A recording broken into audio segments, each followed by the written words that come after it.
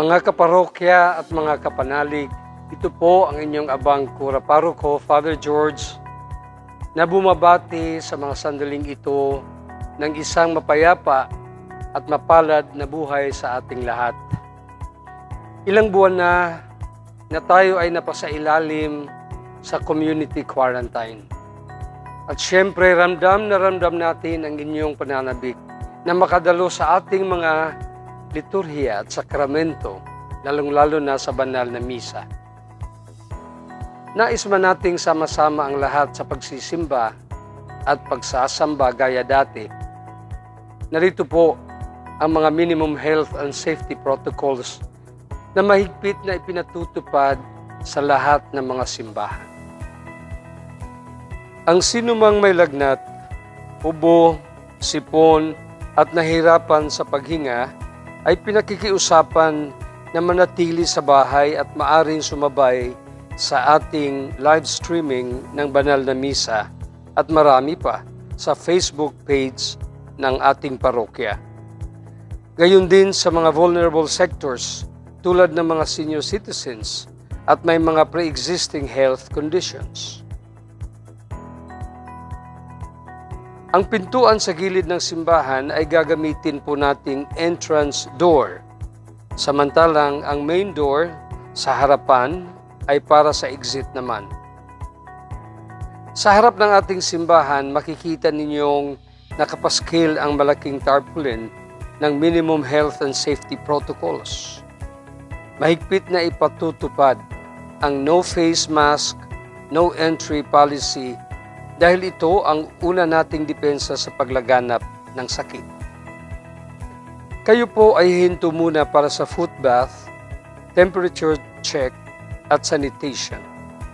May contact tracing form din na kailangang sulatan. Magdala na rin ng sariling alcohol o hand sanitizer. Makikita ninyong may mga markers sa sahig at sa mga upuan. Sundin natin ang mga ito para sa physical distancing.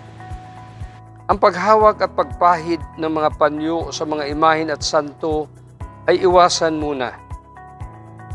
Sa mga handog at donasyon, maaari ninyong ilagay ang inyong offertory envelopes o love offering sa basket sa harapan ng altar bago magsimula ang misa o kaya ihulog ninyo sa mga buslo na may tangkay. Sa pagbibigay ng kapayapaan at pag-awit ng Ama namin, hindi na kailangan ang paghawak ng mga kamay. Sa komunyon, sasabihin ng pari mula sa altar ang katawan ni Kristo at sabay-sabay nasasagot ang lahat ng Amen. Ang katawan ni Kristo. Amen. Ang pari, mga lay minister at mga usherettes ay sisiguraduhing naka-face mask at mag-alcohol ng mga kamay. Tiyakin din natin sa daloy ng komunyon ay di magsasalubong ang mga tao. Ingatan din nating hawakang mabuti upang hindi malaglag ang banal na katawan ng Panginoon. Tatanggapin ito sa kamay, pumunta sa gilid ng altar, ibaba ang face mask at siguraduhin na isubo ang banal na ostya bago bumalik sa upuan. Pagkatapos ng banal na misa, para sa paglabas, mauuna muna ang mga nakaupo sa bandang dulo ng simbahan. Sabi nga ni Father Jack Arada ng Arkham Commission on Liturgy, sa panahon ng krisis, mahalagang tandaan, pagpapahayag ng pananampalataya ang pagmamalasakit sa kapwa. Inaasahan po namin ang inyong pakikiisa at pag-unawa sa mga minimum health and safety protocols na ito.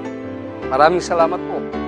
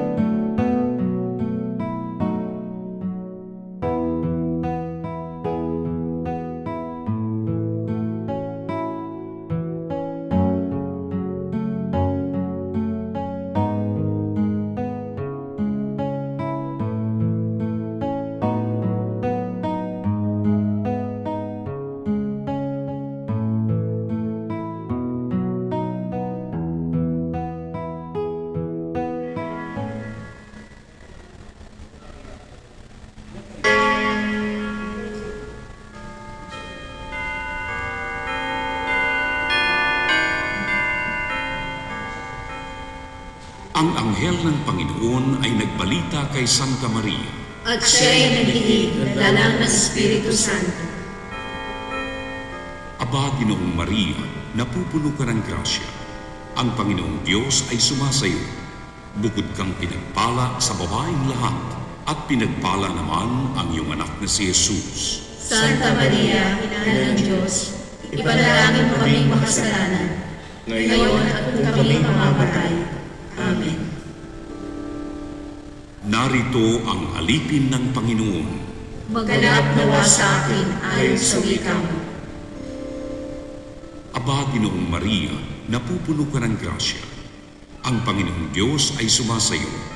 Bukod kang pinagpala sa babaeng lahat, at pinagpala naman ang iyong anak na si Jesus. Santa Maria, Ina ng Diyos, ipanalangin mo kaming makasalanan, ngayon at kung kami mamamatay.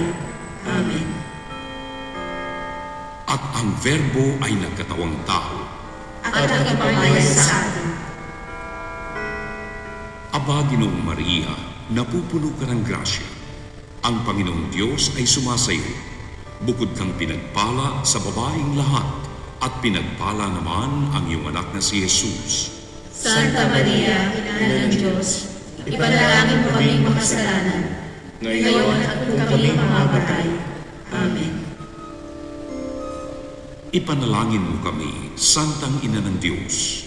Nang kami maging dapat makinabang sa mga pangako ni Kristo. Manalangin tayo. Panginoon namin Diyos, kasiyahan mo ang aming mga kaluluwa ng iyong mahal na grasya.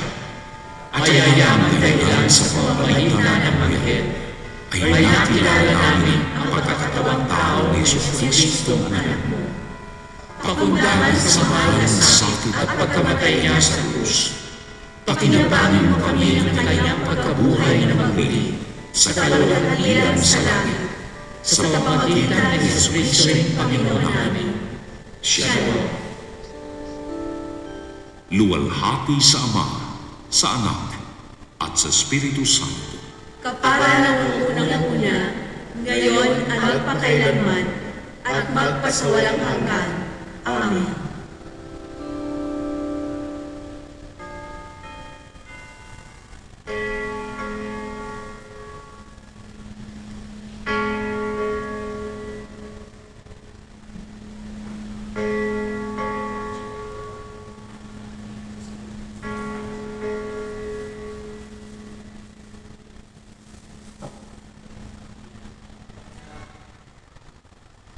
Magandang gabi po sa inyong lahat mga kapatid. Sa ating pong sama-samang panalangin, isama po natin ang intensyon ng bawat isang naririto ngayon, gayon din ang intensyon ng ating mga kapatid na sumasabay sa atin via live streaming.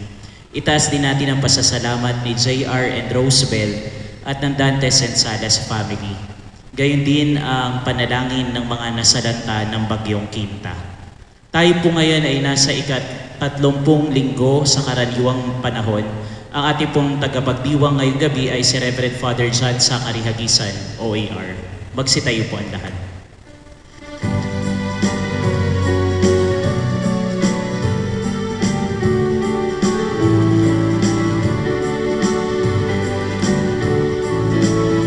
Sa pagpapalong Panginoon, ang bayan ngayon'y natitipon upang pagsaluhan ang kaligtasan, handog ng Diyos sa tanan. Sa panahon tigang ang lupa, sa panahon ng ani sagana, sa panahon ng digmaan at kaguluhan, sa panahon ng kapayapaan, sapat ng Panginoon, ang bayan ngayon'y natitipon upang pagsaluhan ang kaligtasan, handog ng Diyos sa tanan. Upang pagsaluhan ang kaligtasan, handog ng Diyos sa tanan. Sa ngala ng Ama at ng Anak Espiritu Santo. Amen. Sumainyo ang Panginoon. At sumainyo rin. Mga kapatid, aminin natin ang ating mga kasalanan upang tayo'y maging marapat gumanap sa banal na pagdiriwang.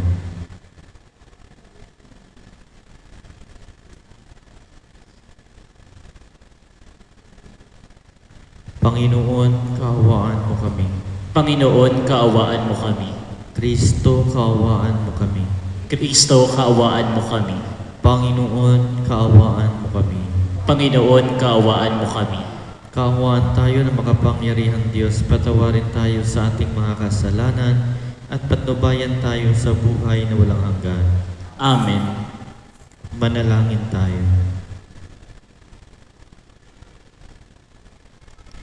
Ama naming makapangyarihan, ang pananampalataya, pag-asa at pag-ibig namin ay iyong dagdagan.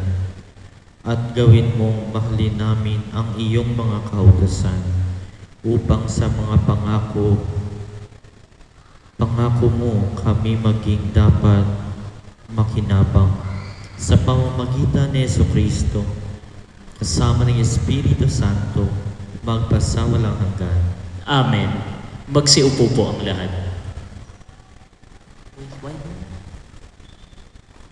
Pagbasa mula sa sulat ni Apostol San Pablo sa mga taga-Efeso.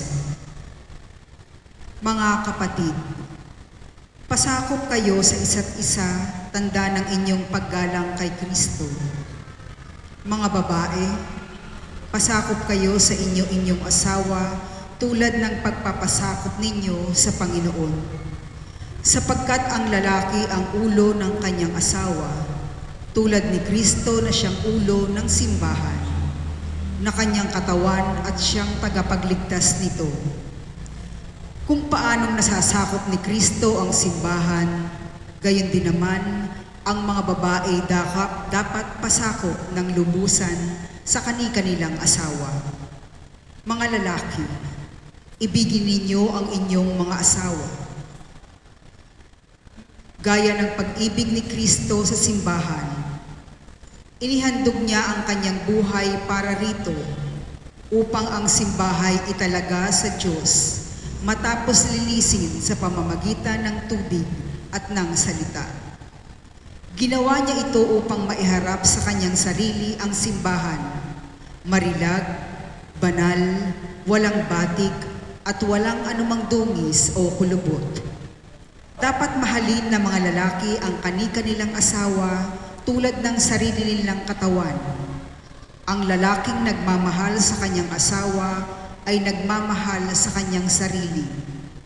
Walang taong namumuhi sa sarili niyang katawan, bagkus ito'y pinakakain at inaalagaan, gaya ng ginagawa ni Kristo sa simbahan.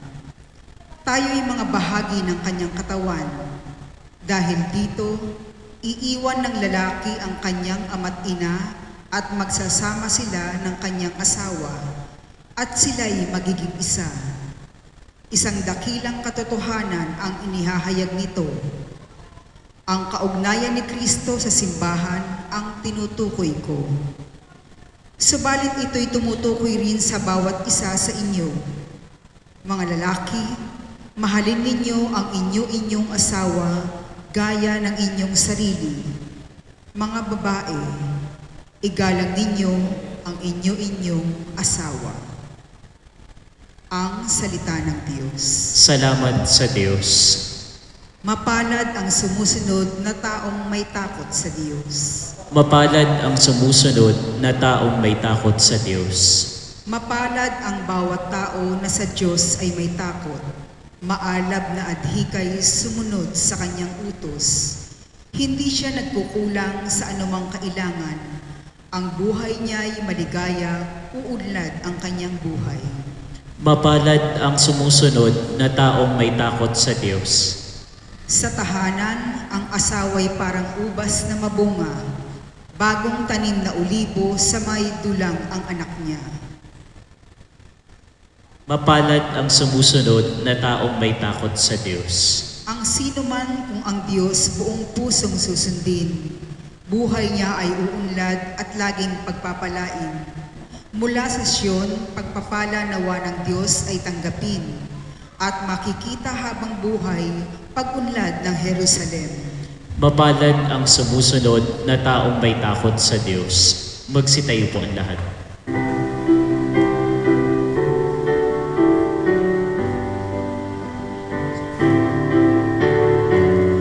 Alleluia, alleluia, alleluia, alleluia, alleluia, alleluia, alleluia. Sumainyo ang Panginoon. At sumainyo rin. Ang mabuting balita ng Panginoon ayon kay San Lucas. Papuri sa iyo, Panginoon. Noong panahong iyon, sinabi ni Jesus, ano ang katulad ng paghahari ng Diyos? Saan ko ihahambing ito? Katulad ito ng isang butil ng mustasa na itinanim ng isang tao sa kanyang halamanan. Ito'y lumaki hanggang sa maging punong kahoy at namugad ang mga ibon sa mga sanga nito. Sinabi pa ni Jesus, saan ko itulad ang paghahari ng Diyos? Katulad ito ng libadorang inihalo ng isang babae sa 3 takal na harina. Ano pat umalsa ang buong masa. Ang mabuting balita ng Panginoon.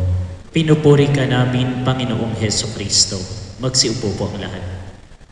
Magandang gabi po sa inyong lahat. At kung napapansin ninyo, sa ating unang pagbasa, yung sulat ni San Pablo sa taga-Efeso, sinabi niya tulad ni Pablo si Jesus bilang lalaki at ang simbahan bilang babae. Kaya ang sabi dito, mga lalaki, ibigin ninyo ang inyong asawa gaya ng pag-ibig ni Kristo sa simbahan. At kayo naman mga babae, dapat maging tapat kayo sa inyong asawa tulad ng pagiging tapat ng simbahan sa kay Kristo. Si Kristo ang ulo, ang lalaki ang ulo, ang simbahan ang katawan, ang babae ang simbahan. Pero hindi ibig sabihin sa mag-asawa na mas hihigit ang lalaki kaysa kanyang asawa. Pantay-pantay. Maliban na lang sa kay Kristo, sapagkat si Kristo ay Diyos at tao. Sinabi dito na inibig tayo ni Kristo, kaya dapat natin, bilang mga tao, dapat maging tapat din po tayo kay Kristo. Sa mga mag-asawa, dapat maging tapat kayo sa inyong asawa. May isang kwento nga, mag-asawa sila. Ang lalaki ay very siloso. Sinong asawa siloso dito? Wala. Wala naman kasing lalaki masyado dito, Anyway, siloso. Nung bagong kasal pa sila, nagtatrabaho ang lalaki, maya-maya tumatawag siya sa kanyang asawa. Mahal, mahal ba yung tawagan? Mahal, nasaan ka, Sabi ng kanyang asawa, nandito ako sa bahay, Sabi ng lalaki, sige kung nandiyan ka sa bahay, paandarin mo ang blender. Pinaandar ang blender. Maya-maya na naman, ganun na naman. Paulit-ulit at araw-araw.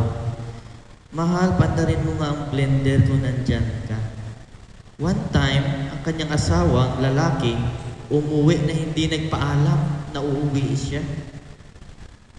At nung pumunta na siya sa kanilang bahay, nandoon ang kanyang anak, hinahanap ang kanyang asawang babae. Saan si nanay mo? Sabi ng anak, Tay, 3 days na si nanay wala dito sa bahay. pero dala-dala niyang blender.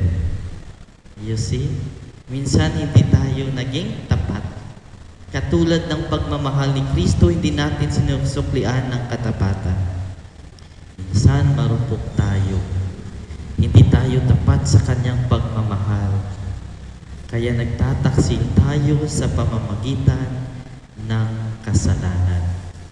Si Jesus ay palaging nagmamahal, pero tayo minsan hindi natin sinusuklian. Kaya kung napapansin ninyo in relation sa ating ebanghelyo, ito lang ang aking maibibigay na reflection in relation sa ating ebanghelyo. Since kasal tayo kay Kristo, si Kristo ang lalaki, tayo ang babae, siya ang ulo, tayo ang katawan. Si Kristo namatay at si Kristo'y nabuhay. Ganon din po tayo, mamamatay at mabubuhay.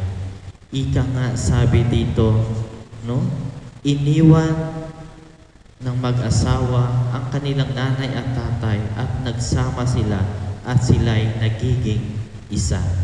Nakiisa na tayo kay Kristo.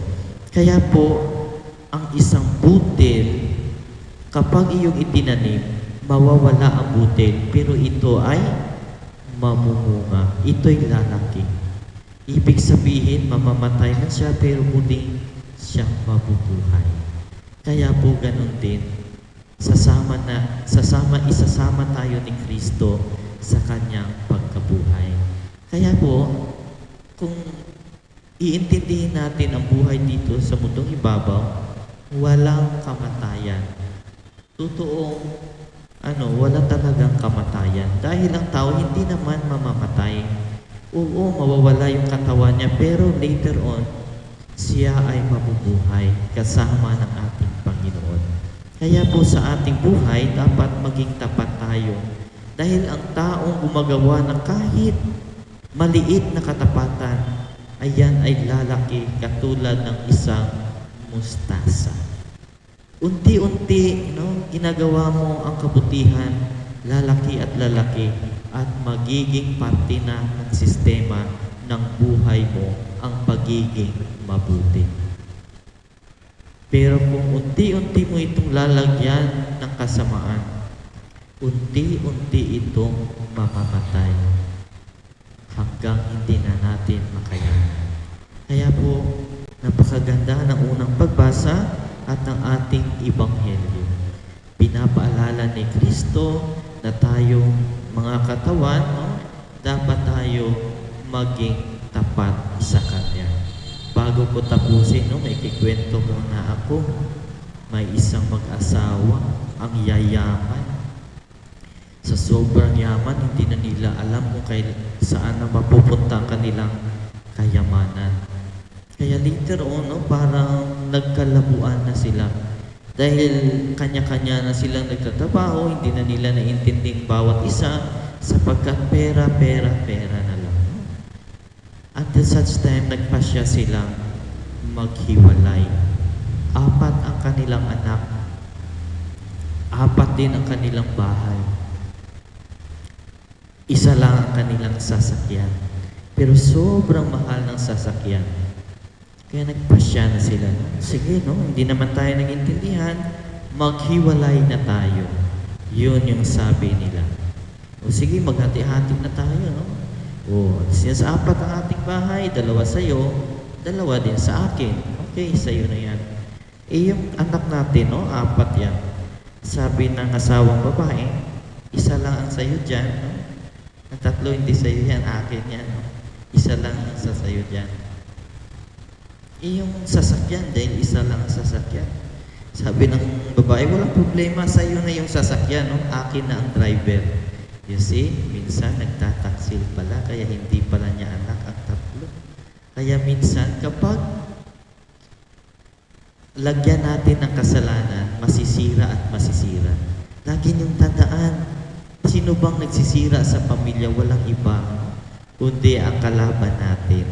Kaya dapat manalangin palagi upang tayo'y magiging tapat sa ating asawa. Bilang mga Katolikong Kristiyano, dapat maging tapat din tayo kay Kristo. iwasan ang kasalanan at palaging manalangin. Please all stand.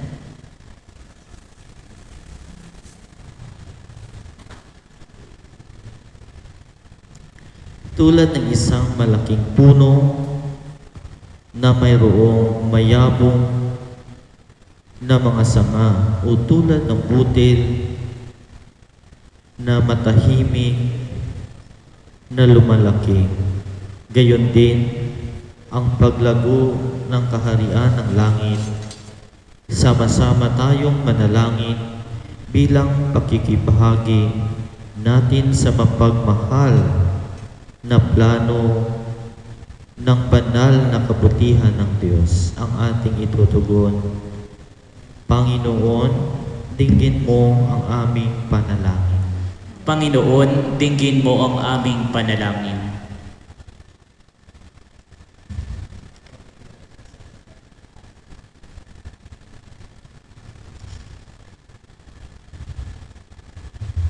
Ang simbahan naway patuloy na umunlad sa pamamagitan ng pagtanggap at pagbabahagi ng kaligtasan sa mga kultura at pinahahalagahan sa buhay. Manalangin tayo sa Panginoon. Panginoon, dinggin mo ang aming panalangin. Yaong mga nasa programa ng pagpapaunlad ng ekonomiya, naway bigyang suporta ang mga magsasaka at yaong mga nagpapaunlad ng lupa, naway alagaan at igalang ang likas na kalikasan. Manalangin tayo sa Panginoon. Panginoon, dinggin mo ang aming panalangin. Ang ating mga pamilya, lalo na ang ating mga anak, naway lumaki sa pamamaraan ng biyaya at umunlad na kawangis ni Kristo. Manalangin tayo sa Panginoon. Panginoon, dinggin mo ang aming panalangin. Ang mga may sakit at para sa mabilis na kagalingan ni Lutgarda Salas, Joel Dantes, Feliciano Velasco Jr., Velasco and Matulak family, Luis Benjamin Manson, Howell at Ethan, naway maging matatag sa kanilang pananampalataya at mapalakas sa pamamagitan ng ating pag-aalaga at pagkalinga. Manalangin tayo sa Panginoon. Panginoon, dinggin mo ang aming panalangin. Ang ating mga mahal na yumao, naway masiyahan sa kapayapaan ng kaharian ng Diyos. Manalangin tayo sa Panginoon. Panginoon, dinggin mo ang aming panalangin. Ama naming nasa langit, tulungan mo kami maunawaan ang kahalagahan ng panahon ng aming pag-iral. Buksan mo ang aming puso sa iyong salita upang maging mabunga kami lagi. Hinihiling namin ito sa pamamagitan ni Kristo aming Panginoon. Amen. Magsiupo po ang lahat.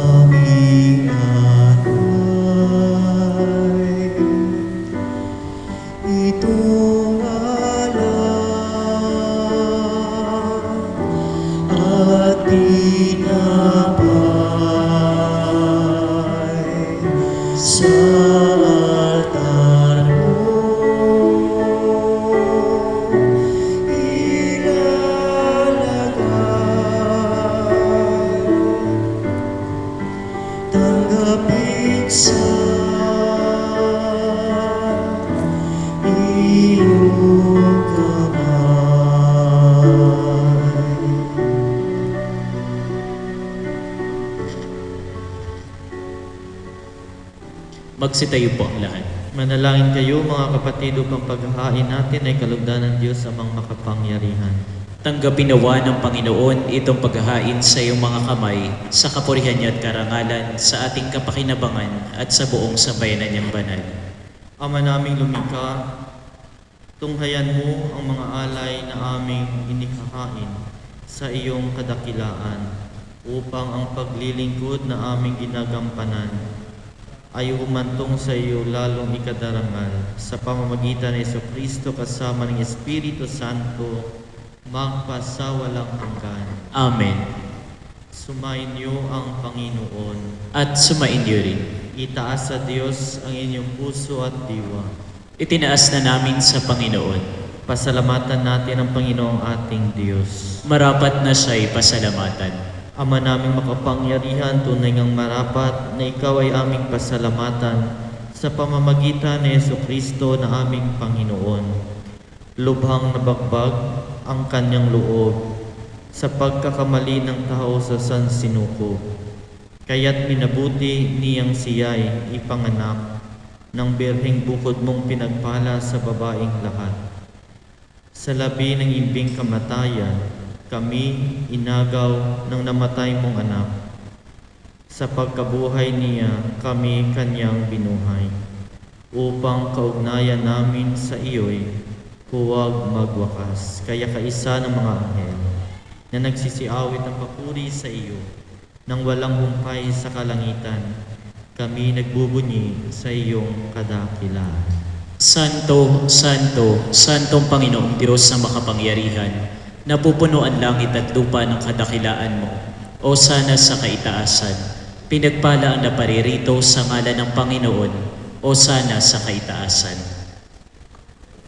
Ama naming banal, ikaw ang bukal ng tanang kabanalan, kaya't sa pamamagitan ng iyong Espiritu, gawin mong banal ang kaloob na ito, upang para sa aming maging katawan at dugo ng aming Panginoong Heso Kristo. Bago niyang pinagtiis ang pusang loob na maging handog, hinawakan niya ang tinapay, pinasalamatan kaniya, pinaghati-hati niya iyon, iniabot sa kanyang mga alagad at sinabi, "Tanggapin ninyong lahat ito at kanin. Ito ang aking katawan na ihahandog para sa inyo."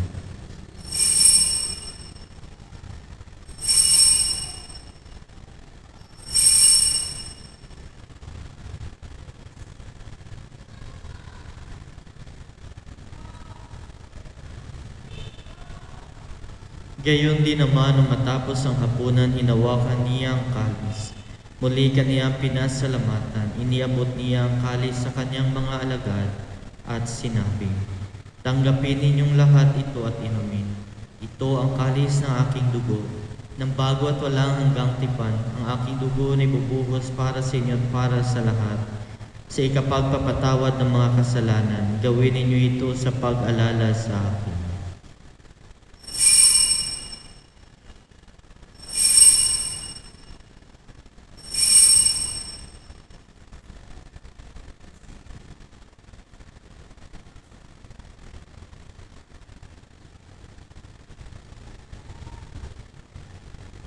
Ang misteryo ng pananampalataya. Si Kristo'y namatay, si Kristo'y nabuhay, si Kristo'y babalik sa wakas ng panahon. Ang mga ginagawa namin ngayon, ang pag-alala sa pagkamatay at muling pagkabuhay ng iyong anak. Kaya't inialay namin sa iyo ang tinapay na nagbibigay buhay at ang kalis na nagkakaloob ng kaligtasan. Kami nagpapasalamat dahil kami iyong minarapat na tumayo sa harap mo para maglingkod sa iyo. Isinasamo namin kami magsalo-salo sa katawan at dugo ni Kristo ay mabuklod sa pagkakaisa sa pamamagitan ng Espiritu Santo. Amalingapin mo ang iyong simbahan laganap sa buong daigdig. Puspusin mo kami sa pag-ibig kay isa ni Francisco na aming Papa at ni Broderick na aming Obispo at ng Tanang Kaparian. Alalahanin mo rin ang mga kapatid naming nahimlay, lalong-lalo na si Glyceria, Domingo, Aurelia, Ismael, Edgardo, Danilo, Ryan, Christine, Hergie, Ranche, Aquilino, na may pag-asa sila ay muling mabubuhay, gayon din ang lahat ng mga pumanaw. Kaawaan mo sila at patuloyin sa iyong kaliwanagan. Kaawaan mo at pagindapatin kaming lahat na magkasalo sa iyong buhay na walang wakas. Kay isa na mahal na Birhen Maria na ina ng Diyos, na kabiyak na puso niya si San Jose. Kay isa na mga apostol at ng lahat ng mga banal, na namuhay dito sa daigdig na kalugod-lugod sa iyo. May pagdiwang nawa namin ang pagpupuri sa ikararangal mo sa pamamagitan ng iyong anak na aming Panginoong Heso Kristo. Sa pamamagitan ni Kristo kasama niya at sa Kanya, ang lahat ng parangal at papuri ay sa iyo, Diyos amang makapangyarihan kasama ng Espiritu Santo, magpasawalang hanggan. Amen. Magsitayo po ang lahat. Sa tagubilin naman nakagagaling na utos at turo ni Jesus na Panginoon natin at Diyos, ipahayag natin ng lakas loob.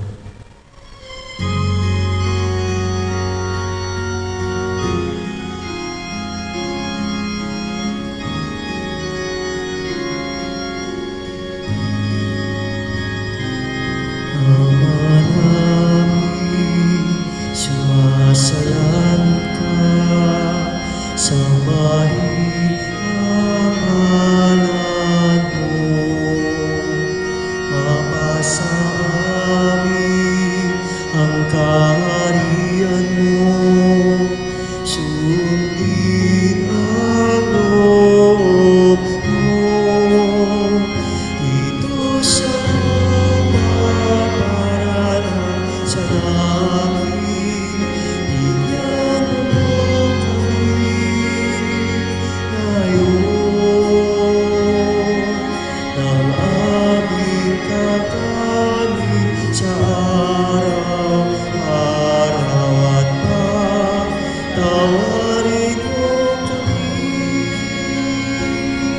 sa aming mga sala para mapatawad namin sa nagkakasala sa amin.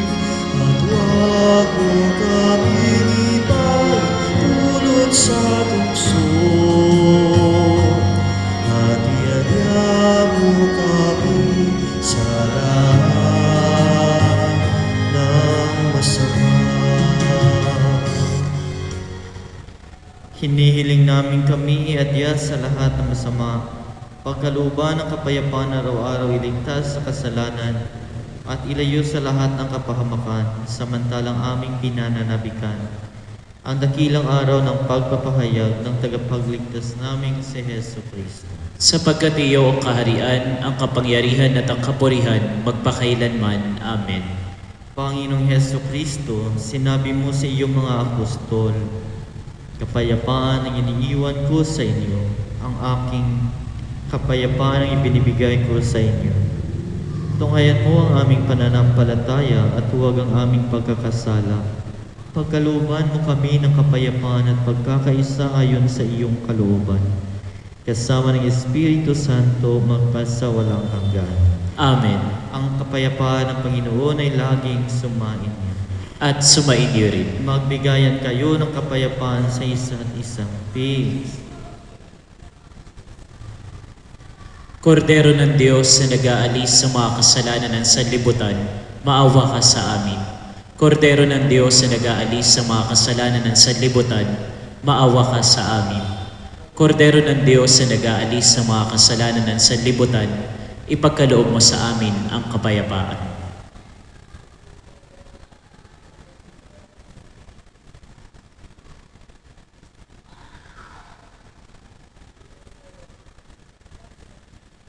Ito ang kordero ng Diyos, ito ang nag-aalis ng kasalanan ng sanlibutan.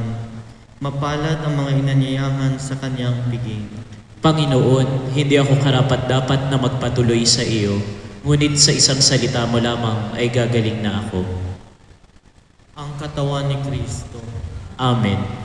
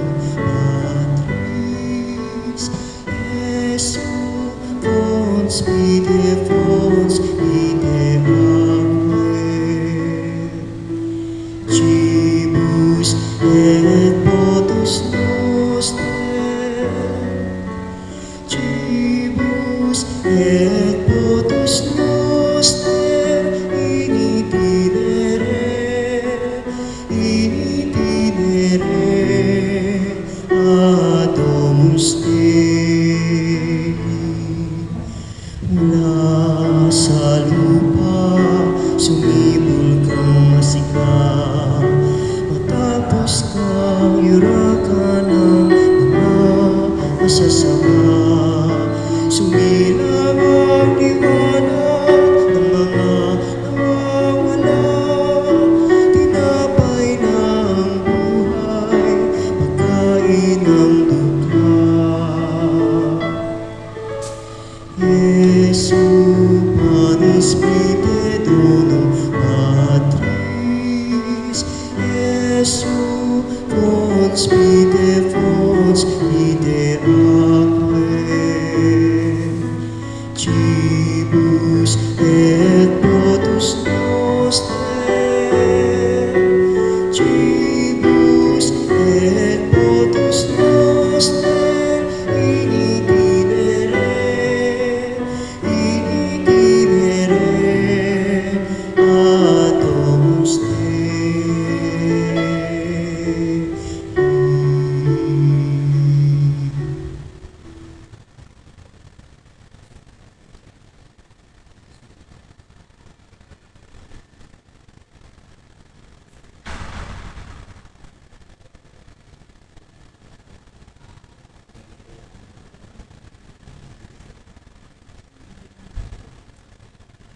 Magsitayo po ang lahat.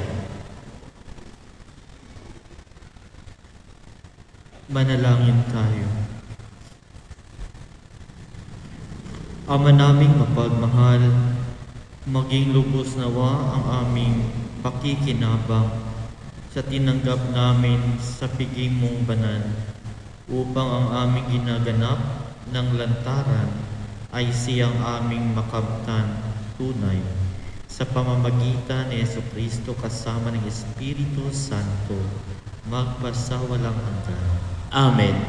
Responso para sa mga kaluluwa. Huwag mong alalahanin ang aming mga sala, O Panginoon. Kapag naparito ka upang humusga ng apoy sa daigdig, Ituwid mo ang aming landas sa iyong pananaw, O Panginoong aming Diyos. kapag naparito ka upang humusga ng apoy sa daigdig, Pagkalooban mo sila ng pamamahingang walang hanggan, O Panginoon, at naway tumanglaw ang iyong liwanag sa kanila magpakailanman. kapag naparito ka upang humusga ng apoy sa daigdig, Dasalin natin ang panalangin itinuro ng ating Panginoon. Ama namin, sumasalangit ka, sambahin ang ngalan mo, mapasa amin ang kaharian mo, sundin ang loob mo dito sa lupa para ng sa langit. Bigyan mo kami ngayon ng aming kakanin sa araw-araw, at patawarin mo kami sa aming mga sala, para ng pagpapatawad namin sa nagkakasala sa amin, at huwag mo kami ipahintulot sa tukso, at iadya mo kami sa lahat ng masama. Amen. huwag mo silang ipahintulot sa tukso. At iadya mo sila sa lahat ng masama. Ilayo mo sila sa apoy ng impyerno.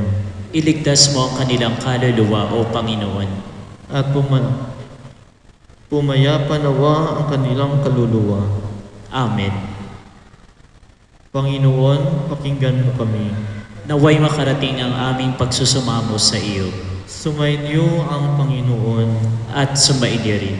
Manalangin tayo. Panginoon, tanggapin mo ang mga anak na tinawag mo mula sa buhay na ito. Patawarin mo sila sa lahat ng kanilang mga kasalanan. Pagpalain mo sila ng walang hanggang liwanag at kapayapaan. Tanggapin mo sila upang makasama ang mga banal sa kaluwalhatian ng muling pagkabuhay. Hinihiling namin ito sa pamamagitan ni Jesucristo na aming Panginoon. Amen. Pagkalooban mo sila, Panginoon, ng pamamahingang walang hanggan. At tumanglaw sa kanila ang liwanag magpakailanman. Naway ang kanilang kaluluwa at ang mga mahal nating yumauna sa pamamagitan ng mahabaging Diyos ay mamamahinga sa kapayapaan. Amen.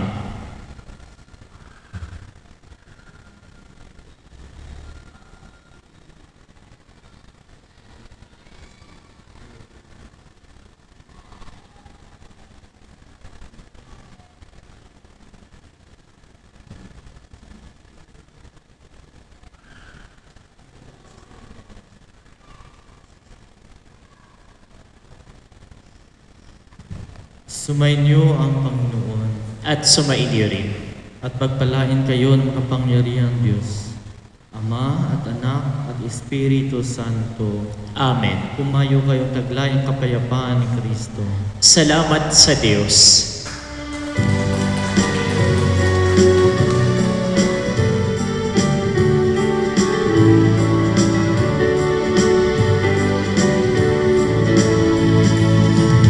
Ngayon at ipahayag kami ang pagkalingat habang isang buhay pag-ibig at katarungan, tanda ng kanyang kaharian.